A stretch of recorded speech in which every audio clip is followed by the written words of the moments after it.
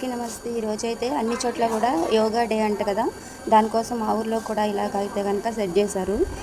ఇంకా స్కూల్ దగ్గర అయితే సెట్ చేశారండి. డోక్రా మహిళలు ఇంకా ఉపాధి పని చేసే వాళ్ళని అందరినీ రమ్మన్నారు కానీ మా ఊర్లో అయితే చాలా తక్కువ మంది వచ్చారు. ఇలా జరిగింది. మరి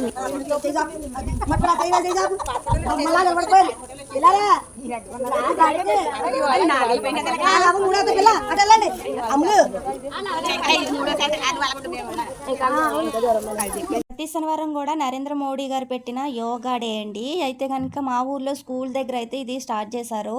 అయితే కనుక డోక్రా మహిళలను అందరినీ కూడా తీసుకురమ్మనేసి సెక్రటరీ ప్రెసిడెంట్కి చెప్పినా కానీ ఎవరు రాలేదు. ఇంకా ఉన్న వాళ్ళతోనే పిల్లలను కూడా తీసుకొచ్చి ఇంకా యోగా అయితే జరిగిస్తున్నారు. కంపల్సరీ 8 గంటలకి స్టార్ట్ అవ్వాలంట ప్రతి శనివారం ఉదయం 8 గంటలకి. దానివల్ల ఎంతమంది ఉంటే అంతమందితోనే పాపం స్కూల్ టీచర్స్ అయితే కనుక జరిగిస్తున్నారు స్కూల్ దగ్గర. మా ఊర్లో వచ్చిన వాళ్ళు కూడా మంచిగా హ్యాపీగా అందరూ కూడా ఏం ఫీల్ లేకుండా మంచిగా చేశారు.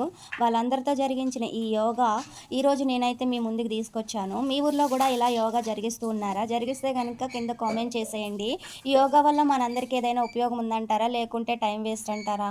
టైం వేస్ట్ అన్న ఉపయోగం ఉన్నదన్నా కానీ కింద కామెంట్ చేయండి మీ అభిప్రాయాలని. చూసి వెళ్ళిపోయేటోళ్ళు చాలామంది ఉన్నారు.